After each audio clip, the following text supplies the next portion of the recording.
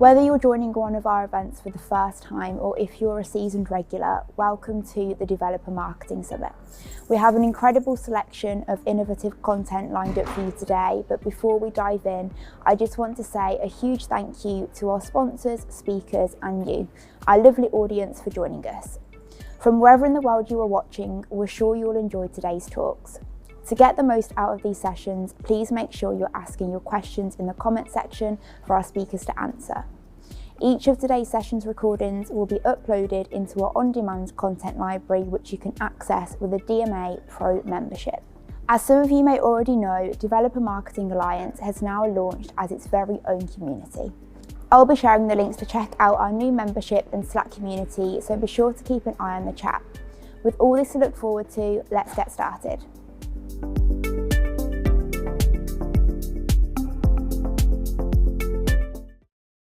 Thanks for joining us today to learn how to enhance your developer content to maximize audience reach. I'm Tanya Hoppler. I'm the communications specialist for developer marketing, and with me today is Mike Stowe. If you'd like to introduce yourself. I'm Mike Stowe, Senior Director of Developer Marketing at RingCentral. Before we get started on the actual meat of the presentation, the number one thing I want to say is documentation, guides. That is the number one thing that you're going to want to have ready before you do any marketing, really. Because if you're telling people to go and check out your technology, you're going to want to make sure you have guides that they can actually follow along with in case they're curious about what it is you do and how to use it. So Tanya, if we go to the next slide, you said documentation and guides are number one. What happens if you said, look, I want to build out a marketing program, I want to go promote this, but you don't have the documentation or your documentation isn't usable?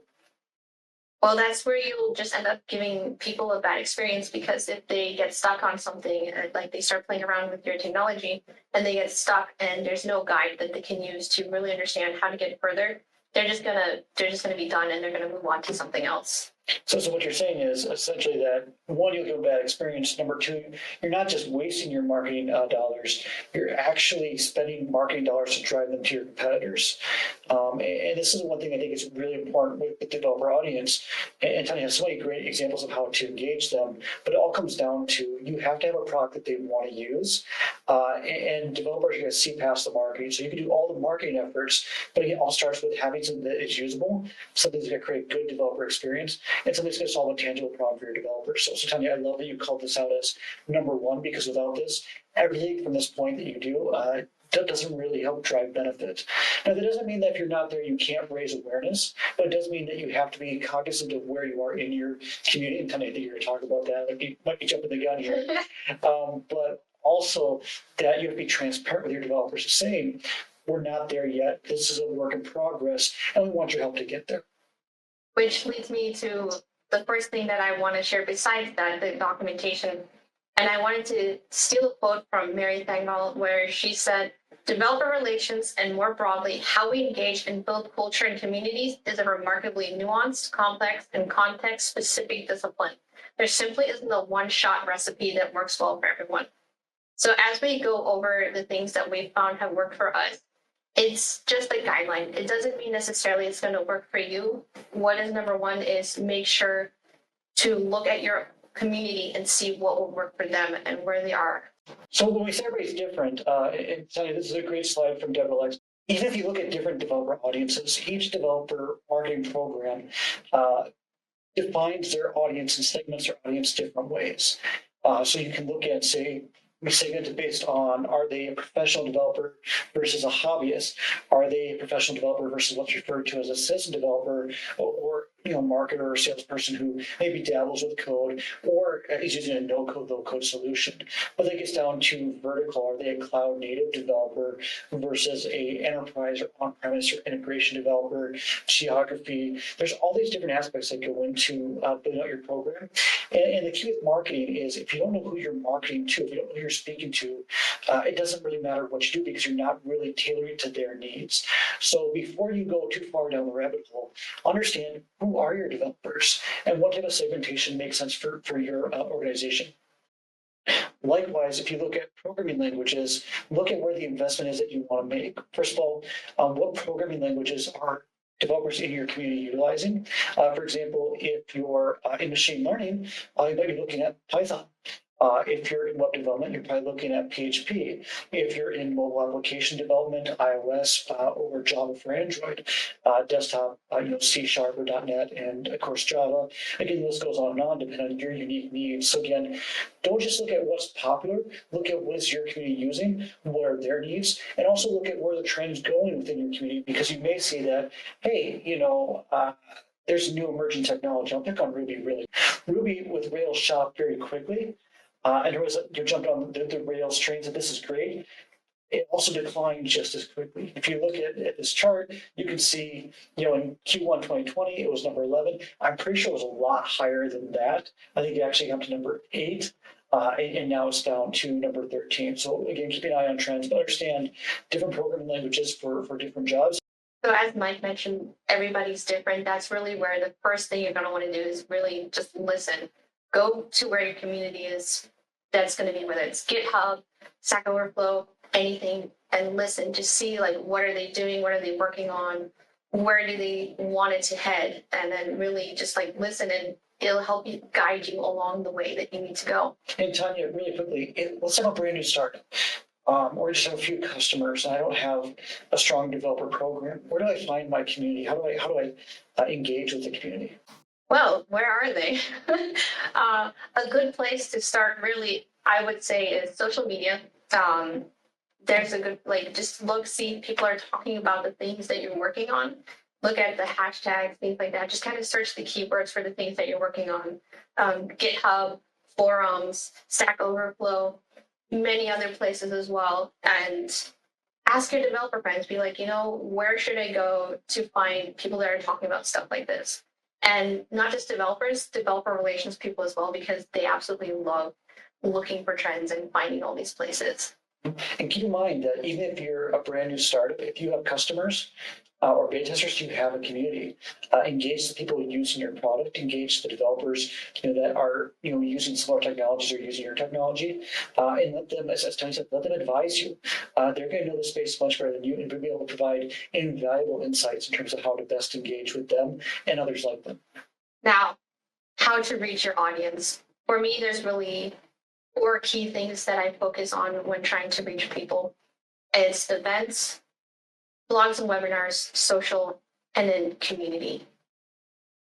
So the first one that I wanted to go ahead and get started with is events, just because events really hold a special place to me, because I actually got started with developer relations because of developer conferences. It's where the community is really who encouraged me and to pursue it. So the events will always hold a special place, and it's also how I learned about why events are really so important. I'm going to put you on the spot if you don't mind, because there's this idea that you have to be super technical to be in developer relations, developer marketing. Were you a developer before you started going to the developer events? I was actually a psychology major. I wanted to be a therapist. And while I was studying that, I ended up playing with SQL and then building my own website. So I started going to conferences because it was an interest to me. And I was like, well, I don't really know much about coding.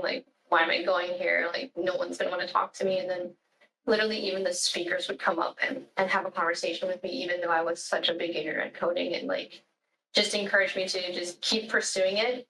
And that's just kind of how I ended up here. And I think the key thing that I remember from seeing you at events is, even though you're still learning programming, and you're not necessarily going out there writing production code, which in all fairness neither am I. People saw my code and say go find something else to do. You're still authentic, and so you have an interest in what's happening. You have an interest in technology. You may not dive into the Java aspect, say here's what's wrong with line 142. But you're able to talk about, this is why technology is great, this is what you can do with the platform, just because there's a genuine interest. That's authentic. You mentioned events, and I see that you have a lot of different items on here. And I love the pros here, because you can never replace meeting your community in person. And there's something called the developer hierarchy of needs, which starts off with, hey, you need basic documentation. Remember, if you don't have good documentation, you can't use your service. Doesn't matter what you do after that. It goes up to community solutions, such as forums, which I know you're going to get into, and then the in-person and building the relationships. When we talk about developer marketing, developer relations, I like to say there's a reason we call it relations and not leads. You're building genuine relationships. But conferences can be really intimidating because one, that the notion of you have to be technical. Number two, the time constraints it takes to do all the logistics.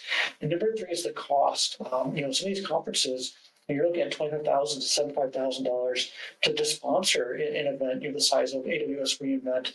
Tony, do you have any suggestions on how a company could get involved in these events, but maybe at a lower budget as they're starting out? That's where more of the community, I call them community conferences. So there'll be like the smaller ones. For example, PHP was the programming language that I started dabbling in. So I went to PHP conferences, which have a smaller audience. Let's say like a couple hundred people were attending some of these conferences, but it made it more personable. And I was able to really, like I said, was able to meet with speakers and like start talking to them about my interests and about what I was learning. And it's on a smaller budget, so it's more affordable to be able to go and do those things. And it really goes down to what you're trying to accomplish. If you want massive brand awareness, then a larger event might make sense. If you're looking to get in and establish yourself in community, you hear this word a lot today, community. You need to be a part of the community. Developers understand that they have a particular set of skills, and that means they're going to be skeptical of people coming in and saying we want to help, because a lot of times what it really is we want you to buy our product. So they expect the companies to invest in the community, be part of the community, and a lot of that starts by sponsoring these community events, supporting these conferences, and getting a chance to actually get to know the speakers, and also get to know the key influencers. The great thing about community events, that speaker that you met and talked to and said, hey, I love Ring Central, they're going to be speaking at the next community event and the next community event. And so while you sponsored one community event with 200 people, that person's actually speaking to 200, 400, 600, 800 people. I can't overstate this enough. Events is one of the best ways, again, to reach developers and have personal conversations and build relationships that you cannot get from a blog or webinar, or how-to video. And if you necessarily don't have the budget to sponsor, you can always just go and attend. See if they have an open pass that you're able to go with, just to kind of get the experience and see what it's like, and kind of start reaching out to the community that way. And again, contributing, speaking. A lot of conferences have open calls for papers. They'll actually pay for you to come speak. Like, they'll pay your travel and your hotel at a lot of these events if you're not able to pay for it. Now, the big ask is contribute to the community. Don't go there and talk about your technology. Go there and talk about your learnings. Help them grow their skills. One of the common myths in development marketing is you have to go there and talk about your company. It's like any vendor talk. I go there and talk about my company. People are tuning out. It's a sales pitch and they don't want to hear it.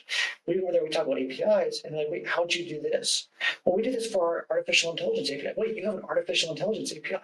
It completely changes the dynamic. And again, it shows that you're part of the community. You're not using the community. If not conferences, there's also meetups. You can host your own meetup, or you can attend meetups that are already running and have been going on for a while. So it really, again, depends on your budget, on your bandwidth. If you want to just speak at a meetup, if you want to host your own meetup and then have them come to you, it all depends on your budget, your bandwidth, and just really what you're hoping to accomplish with it. I'm going to share a secret that I probably shouldn't share. I'll get me kicked out of the developer community here. Meetup organizers are always looking for speakers. And again, go there with a community-first approach. What can you help them learn? What can you help them grow? But if you have a new technology you want to show off, there are plenty of meetups where they just want to learn about the new technology. So as you're putting together your content strategy or your launch strategy, you build your blogs, you build your webinars. You can easily go out there and speak at these meetups. And if you're in an area like the San Francisco Bay Area, Atlanta, Austin, Minneapolis, Chicago, New York, some of the bigger cities have tons and tons of meetups. And again, as long as you're going to tell people about how to use technology and help them grow their skills and take a community-first approach versus trying to do a sales pitch, it's going to be greatly appreciated, because again, they're trying to find these speakers. Low cost sponsorships, sponsoring a meetup. Sometimes it's as easy as buying pizza, buying beer. And with that event, you might get a 5-minute pitch. That's not the real benefit of sponsorship. The real benefit of sponsorship is when you're eating that pizza, you're having that beer, talking to developers individually one-on-one, and knowing that them knowing that you're there to really support them and help them grow their skills. And then last but not least, hackathons. I'm sure you've all heard about hackathons. That is a popular thing that when I first started getting into it, that I heard everybody talking about. Now with hackathons, it's a little different from conferences and from meetups, but there's a lot of different things. Like for that, it's more so, to me, it's something that's more utilized to really see how people use your technology and kind of getting feedback on how easy it is to use your guides and to use your documentation and what they were able to do with it, with the information that you've provided. And for it, usually there's a short time frame that people are able to work on it. So make sure that your fellow coworkers know not to expect a fully functioning app, but something that was just kind of like thrown together last minute as people were learning how to use it. Well, one of my favorite presentations, by the way, is by Mike Swift, who runs Major League Hacking, which is the college hackathons. And the presentation is called Don't Throw That Hackathon. Again, really understand why or what you're trying to achieve out of the hackathon. Watch his presentation. There's so much great value in there. But at the end of the day, if you're doing it for overall brand awareness or product feedback, great opportunity. If you're doing it for new customers, or you're doing it for again production ready apps, you're going to be wasting your money. And same thing with this as with meetups and conferences. This is where you have to decide: do you want to throw one all on your own? Do you want to join in with someone on one? Do you want to use a professional service that will help you throw the hackathon? It all depends on how you want to go about it. Again, bandwidth, budget, and then really that also will impact how you execute on it. So if you do it all yourself, remember, you're going to have to do all the marketing. You're going to have to do everything to make people aware of it. So that's where partnering up with someone else really helps, because then you can work on it together and it makes it a lot easier to execute on. Especially if you're just starting out, you also have the chance to reach their communities, again, versus trying to build a brand new community from the ground up as you build out that brand awareness. Now on to blogs and webinars. For that, broke it down into two really for blogs. It's whether you want to own your own versus using external. I personally believe it's a good thing to have both, because for external, if you're doing an external one, they'll have certain requirements on what you can and can't talk about. So then you'll have to make sure to meet that requirement. But if you do one on your own, you can basically expand upon the guide that you made and be like, here's a full example of what you could do with this. And you can control what you post on your blog and then really just kind of customize it and have them going back to it and have all your blogs there so that they can read all the different things, versus the external one. They might see your one blog and not necessarily the other things you've written. Think of it this way: own Medium, your own blog, you're talking about yourself. External blogs, again, you're contributing back to the community, you're giving thought leadership to drive them back to learn more about your company. And again, there's this common misconception: it's really expensive, I have to go pay a whole bunch. Now, I will tell you, Devon, the company behind Diesel will gladly work with you to build out a sponsorship, so you can have sponsored content. But Diesel is always looking for good, high quality content for the community. Dev.2 is kind of a collaboration. It's the medium for developers, if you will. Code Project, InfoQ, the list goes on and on. And then next is webinars. If you own it, you have more freedom as to what you do with the content. External, a little less freedom, but it makes it easier to reach more people, because if you're doing it with somebody else, they'll do a lot of the marketing in order to get people to attend the webinar, also to watch it afterwards. With again, your own webinars, you're able to really tailor to your audience. And the nice thing there is, you're going to get the leads from people who sign up. With external webinars, as kind of mentioned, now you tailor to their audience, and you may or may not get the leads. That being said, you're doing it for different purposes. Your own audience, you're typically trying to, take advantage of people who are aware of your company and either educate them further or drive up some, or maybe with external webinars, you're now trying to drive more often brand awareness, unless you have kind of a joint GTM action that you're taking with your partner in the webinar. Now, for social, the definition we made a little bit broader. It's not just social media. It's pretty much any way that you can engage and interact with the community outside of something that you own. And so, of course, the first one we're going to start with is social media. So basically your Twitter, TikTok, Facebook, etc. One thing on social, again, you absolutely want to be on social, as Tony mentioned. Twitter is an absolute must for the developer community, for most developer communities. There are other areas for developers as well. Reddit is another community out there. The thing you have to really be aware of for your company as you put this together is, while you have some really, really amazing communities on social media, you also get some toxic communities on social media. But again, you absolutely want to be here, but also just be aware that there are going to be areas where if you use the wrong word, you may set off a political firestorm, and just be prepared for that, but also expect it. Again, no matter if you're on social media long enough, there will be backlash in some way. And out of all the things that we're talking about today, the nice thing with social media is it's a pro and a con budget. It all depends on what you have. If you don't really have any money to put towards it, the nice thing is you don't need to pay in order to really reach people on social media. But if you do have the budget, it is good to get that bigger reach. GitHub, that is an absolute must as well. Once again, budget is nice here. You don't necessarily have to have a big budget or anything with it because you can just use it.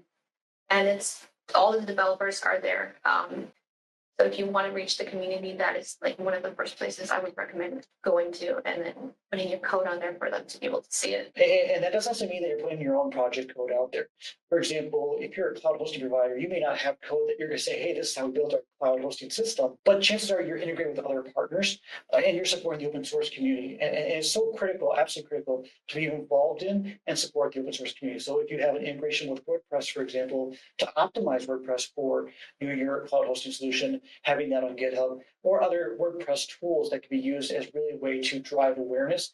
So people come in, they download your WordPress plugin, and they go, wow, I can actually host it on this provider who's optimized for this solution. And also, you can just contribute. You can just look at other projects and then contribute to what they're doing.